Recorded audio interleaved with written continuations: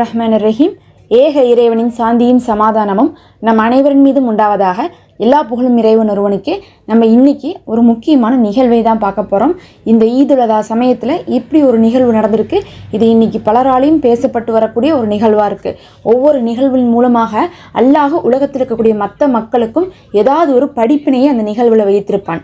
நம்ம நிறைய நேரங்களில் அமல்கள் செய்கிறோம். அமல்கள் மூலமாக மட்டும்தான் நம்ம ஈமானை உறுதிப்படுத்திக்கணும்னு கிடையாது.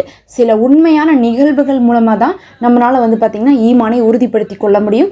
அதனால தான் இந்த மாதிரியான அதிசயத்தை எல்லாம் அவ்வப்போது அல்லாஹும் மனிதருக்கு இடையில ஆக்கி கொண்டே இருக்கிறான்.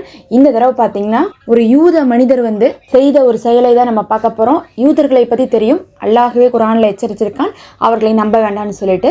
நபி ஸல்லல்லாஹு அலைஹி வஸல்லம் அவர்களும் பார்த்தீங்கன்னா யூதர்களை நம்ப வேண்டாம் தான் சொல்லியிருக்காங்க. ஏன்னா யூதர்கள் அப்படிப்பட்டவர்களாக இருந்தாங்க.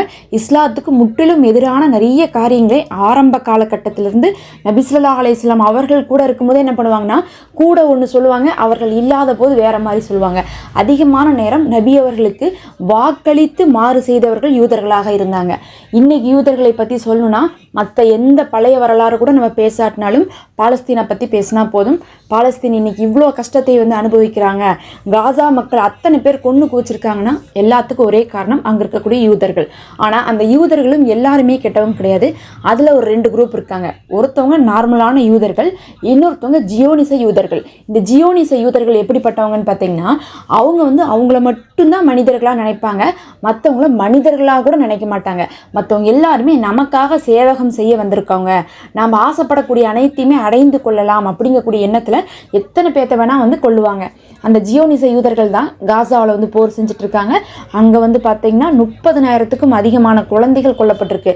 இவ்வளோ அநியாயத்தையும் யூதர்கள் செஞ்சுட்டு இருக்காங்க. அதனால யூதர்களை பற்றி இந்த உலகத்தில் தெரியாதவங்க யாருமே இருக்க மாட்டாங்கன்னு சொல்லலாம்.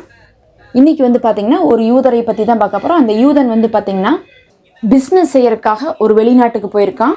கூட தன்னுடைய செக்ரட்டரி இன்னும் கூட வேலை செய்யக்கூடிய ஆட்கள் எல்லாம் கூட்டிகிட்டு போயிருக்காங்க.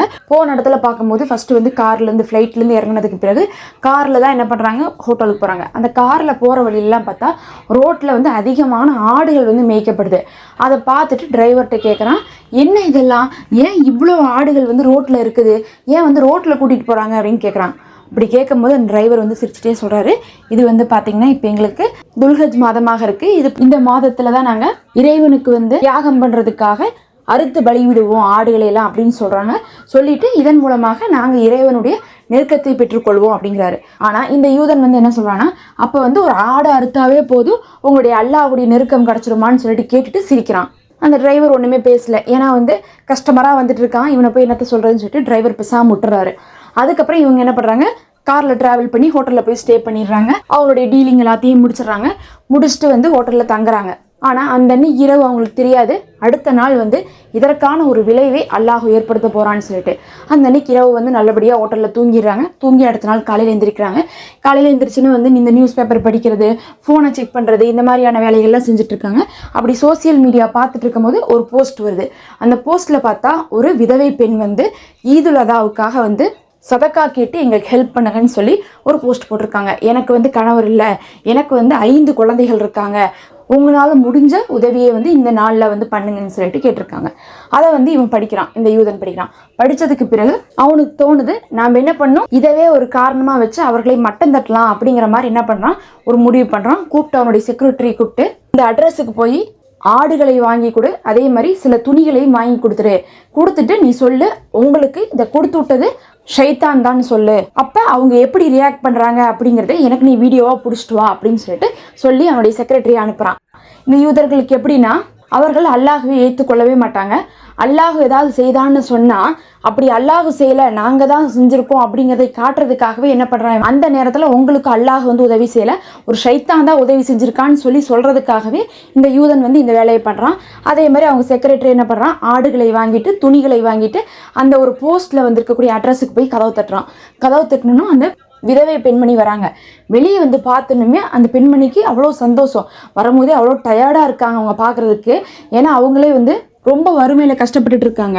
வெளியே பார்த்தா இவன் ஆடுகளை வச்சுட்டு கையில் துணிமணி கவரெல்லாம் வச்சுருக்கதை பார்த்தனுமே அவங்களுக்கு தெரிஞ்சிச்சு, நமக்கு உதவி செய்கிறதுக்கு தான் வந்திருக்காங்கன்னு சொல்லிட்டு உடனே அந்த பெண்மணி அதை வாங்க கூட இல்லை, நின்று கையேந்தி அல்லாஹ் இடத்துல அல்ஹம்துலில்லான்னு சொல்லிட்டு அல்லாஹ்வை புகழ ஆரம்பிச்சிருக்காங்க. நான் கேட்டேன், நீ கொடுத்துட்ட, எனக்கான உதவியை நீ அனுப்பிட்ட அப்படின்லாம் வந்து சொல்லி அவங்க திரும்ப திரும்ப அந்த மாதிரி வந்து புகழ்றாங்க. அதை பார்த்துட்டு இந்த செக்ரட்டரி வந்து அவன் வீடியோ பிடிச்சிட்டு இருக்கான். வீடியோ பிடிச்சிட்டு இருக்கும்போது அவன் கேட்குறான், உங்களுக்கு இது யார் கொடுத்துட்டானே நீங்கள் கேட்கலையே, உங்களுக்கு தெரிஞ்சுக்க வேண்டாமா அப்படின்னு கேட்குறான். அப்படி கேட்கும் போது அந்த பெண்மணி சொல்கிறாங்க, அல்லாஹ் வந்து எனக்கு உதவி செய்யணும்னு நாடுனா ஷைத்தானை வச்சு கூட உதவி செய்வான், அதனால நான் தெரிஞ்சுக்கணும்னு அவசியம் இல்லைன்னு சொல்லிடுறாங்க. ஆக்சுவலாக அந்த யூதன் இருக்கான் பாருங்க, அவன் வந்து என்ன சொல்லி அமுச்சு விட்டானா, ஷைத்தான் கொடுத்தான்னு போய் கொடுன்னு சொல்கிறாங்க. ஆனால் கடைசி வரை அந்த பெண்மணி கேட்கல. பெண்மணி கேட்கலைங்கிறத தெரிஞ்சுட்டு செக்ரட்டரியே கேட்குறான், அவங்களுக்கு தெரிஞ்சுக்க வேண்டாமான்ட்டு. அப்போ கூட அந்த பெண்மணி எனக்கு தெரிஞ்சுக்க வேண்டாம், அல்லாஹ் எனக்கு உதவி செய்யணும்னு நினச்சானா அதை வந்து எனக்கு ஷைத்தானை கொண்டு கூட உதவி செய்வான், அதனால வந்து அல்லாஹுடைய உதவியை மட்டும்தான் நான் இங்கே பார்க்குறேன், இது யார் மூலிமா வந்துச்சுன்னு எனக்கு தெரிஞ்சுக்கணும்னு அவசியம் இல்லை அப்படிங்கிறத சொல்லிடுறாங்க. அப்போ அவங்க கேட்டது அல்லாஹ் இடத்துல, கொடுத்து விட்டது அல்லாஹுதான்னு சொல்லிட்டு அந்த பெண்மணி நம்புறாங்க. முன்னாடி ஒரு மனிதன் வந்து அதை அத்தனையும் கொண்டு வந்து நிறுத்தினா கூட அது அவன் தான் கொடுக்குறானா இல்லை அவனுக்கு பின்னாடி யாராவது இருந்து கொடுத்து விட்டாங்களா, எதையுமே தெரிஞ்சுக்கணும்னு அந்த பெண்மணி ஆசைப்படல. இதை பார்த்தோன்னா அந்த செக்ரட்டரிக்கு ஒரு நிமிஷத்துல வந்து அவங்களுக்கே ஒரு ஆச்சரியம் வருது. அந்த செக்ரட்டரிக்கு உடனே என்ன பண்ணுறாங்க, கொண்டு வந்ததெல்லாம் கொடுத்துட்டு திருப்பி வந்துடுறாங்க. வந்துட்டு அந்த ஹோட்டலில் வந்து அவருடைய அந்த யூதன் முதலாளிகிட்ட வந்து என்ன பண்ணுறாங்க, அவர் வந்து சொல்கிறாரு, நான் இதையெல்லாம் பார்த்தேன், எனக்கு ரொம்ப வியப்பாக இருக்குதுன்னு சொல்லிட்டு, இப்படிலாம் ஒரு சாதாரண மனிதரால் இருக்க முடியாது, அப்போ இஸ்லாம் அப்படிங்கிறது ஒரு உண்மையான மார்க்கம் தான் அப்படின்னு சொல்லிட்டு அந்த செக்ரட்டரி சொல்கிறான். ஆனால் இந்த யூதன் வந்து என்ன இப்படி சொல்கிறான் அப்படின்னு சொல்லிட்டு வாங்கி அந்த வீடியோவை பார்க்குறான், கேமராவில் பிடிச்சது.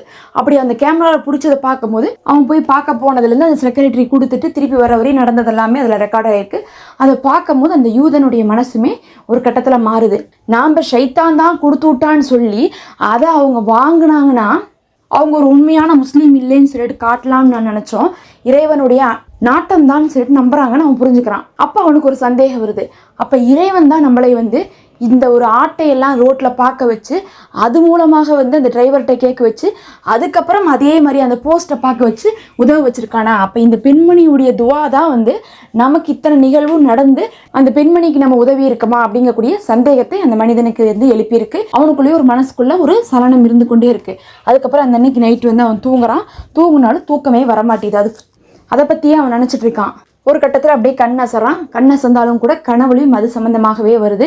அதுலேயும் வந்து ஆடு வருது, குர்பானி கொடுக்குற மாதிரிலாம் வருது. அதை பற்றி கேள்விப்பட்டுட்டே இருக்கிறனால அப்புறம் என்ன பண்ணுறான், விடிஞ்சதுக்கு பிறகு காலையில் எல்லா மீட்டிங்கையும் கட் பண்ணிவிட்டு அவன் என்ன பண்ணுறான், அவனுடைய செக்ரட்டரிகிட்ட சொல்லி ஒரு சில ஆடுகளை வாங்கி அங்கே இருக்கக்கூடிய ஏழைகளுக்கு கொடுக்க சொல்கிறான். ஏன்னா அங்கே வந்து பார்த்திங்கன்னா அதிகமான மக்கள் வந்து வறுமை கோட்டு கீழே இருக்கிறனால அங்கே கொடுக்க சொல்கிறாங்க. நிறைய முஸ்லீம் நாடுகள் பார்த்திங்கன்னா இப்படி தான் நிலைமை இருக்குது. அதுவும் மத்திய கிழக்குலாம் பார்த்திங்கன்னா ஏமன்லையாகட்டும் சிரியாவிலையாகட்டும் பல நாடுகள்லாம் நீங்கள் பார்த்திங்கன்னா தெரியும். நம்மளாம் வந்து இங்கிருந்து பார்க்கும்போது அவங்களாம் ஏதோ வசதியாக இருக்கிற மாதிரி நினச்சிட்டு இருக்கோம். அங்கே இருக்கிறவங்க வந்து நம்மளுடைய யூடியூப்பில் இப்போ வீடியோ கீழே வந்து பார்த்திங்கன்னா ரம்ஜான் சமயத்துலலாம் இந்த ஈதுல் ஃபித்ருக்கு எங்களுக்கு வந்து டொனேட் பண்ணுங்கள், ஃபித்ரா பணம் கொடுங்க, எங்களுக்கு ஈதுல் அதாவுக்கு வந்து குர்பானி கொடுக்கறதுக்கு கூட வந்து கறி இல்லை, அதுக்காக நீ எங்களுக்கு டொனேட் பண்ணுங்கன்னு சொல்லிட்டு நிறைய பேர் கேட்டுகிட்டே இருக்கிறாங்க. சவுத் ஆஃப்ரிக்கா இன்னும் வந்து பல நாடுகளில் இருந்து வந்து பார்த்திங்கன்னா கேட்டுகிட்டே இருக்கிறாங்க. நம்ம நினைக்கிற முஸ்லீம் நாடுகள்ன்ட்டு அதிகமான முஸ்லீம் நாடுகள் வறுமை கோட்டு கீழே இருக்குது. ஏன் வறுமை கோட்டு கீழே இருக்கிறாங்கன்னா அதனால தான் அவங்களாம் போஸ்ட்லேயும் கொடுக்குறாங்க. அப்போ என்ன பண்ணுறான், அந்த யூதன் வந்து இன்னும் நிறைய பேர் வந்து ஏழைகளாக இருக்கான்னு சொல்லிட்டு அவன் வந்து என்ன பண்ணுறான், ஒரு சில ஆடுகளை வாங்கி அவன் வந்து அந்த இடத்துலையே அந்த ஊர்லேயே என்ன பண்ணுறான் கொடுத்துட்டு அவனும் வந்து ஒரு ஆடை வாங்கி என்ன பண்ணுறான், ஹஜ்ஜுடைய நாளில் வந்து பிறை 10 வந்து ஆட்டை குர்பானி கொடுத்துட்டு வரான். அந்த யூதனும் வந்து ஒரு கட்டத்தில் அந்த யூதனும் வந்து இஸ்லாத்தை தழுவுறான். சுபஹானல்லாஹ், அல்லாஹு யாருக்கு எந்த நொடியில் நாடுவான்னு தெரியாது. உமர் ரலியல்லாஹு அன்ஹு அவர்கள் வந்து பார்த்தீங்கன்னா அவ்வளோ கோவப்பட்டாங்களாமா நபி ஸல்லல்லாஹு அலைஹி வஸல்லம் அவர்கள் மீதும் சரி, யாரெல்லாம் நபி அவர்களை பின்பற்றினார்களோ அவர்கள் மீதும் அவ்வளோ கோவப்படுவாங்களாமா. ஒரு கட்டத்தில் அவர்களுடைய சகோதரியை வந்து வெட்டுறதுக்காக வந்துட்டாங்களாமா. ஏன்னா அவங்களுடைய சகோதரி இஸ்லாத்தை ஏற்றுட்டாங்கன்னு தெரிஞ்சு அப்படி அவங்க வெட்டுறதுக்காக உள்ளே வரும்போது தான் என்ன பண்ணுறாங்க உமர் ரலியல்லாஹு அன்ஹு அவர்கள் இஸ்லாத்தை தழுவுறாங்க. அந்த அளவுக்கு ஒருத்தவங்களை கொல்லணும்னு வந்த இடத்துல தான் அல்லாஹ் அவர்களுக்கு என்ன பண்ணுறான், ஈமானை கொடுத்து இஸ்லாத்தை தழுவ வைக்கிறான். ஒரு வார்த்தை, ஒரு வாக்கியம் அல்லது ஒரு செயல் போது ஒருவருக்கு ஈமானை உருவாக்குறதுக்கு. நமக்கு வந்து பார்த்தோம்னா பெரிய தாக்கத்தை ஏற்படுத்தாமல் இருக்கலாம். ஆனால் யாரெல்லாம் வந்து இஸ்லாத்தை தழுவி வந்திருக்காங்களோ அவங்கள போய் கேட்டு பாருங்க, அவங்க ஒரு சின்ன நிகழ்வை சொல்லுவாங்க. அந்த ஒரு நிகழ்வு அவங்களுக்கு ஏதோ ஒரு பெரிய மனதில் வந்து தாக்கத்தை கொடுத்து தான் இஸ்லாத்தை ஏற்றிருப்பாங்க. அந்த மாதிரி அந்த யூதன் வந்து ஆடு வச்சு அந்த மக்களை வந்து கேலி கிண்டல் பண்ணலாம்னு நினச்சான். ஆனால் அதே ஆட்டையே பலியிட்டு அல்லாஹ்வின் பக்கம் வந்து நெருக்கத்தை தேடிக்கொள்ளக்கூடிய நிலைமையை அல்லாஹ் ஏற்படுத்தினான். அல்லாஹ்வே போதுமானவன். நம்ம அடுத்த ஒரு காணொலியில் சந்திப்போம். மறக்காமல் சப்ஸ்கிரைப் பண்ணிக்கோங்க. நம்ம சேனலில் வந்து மெம்பர்ஷிப் இருக்குது, விரும்புகிறவங்க ஜாயின் பண்ணிக்கோங்க.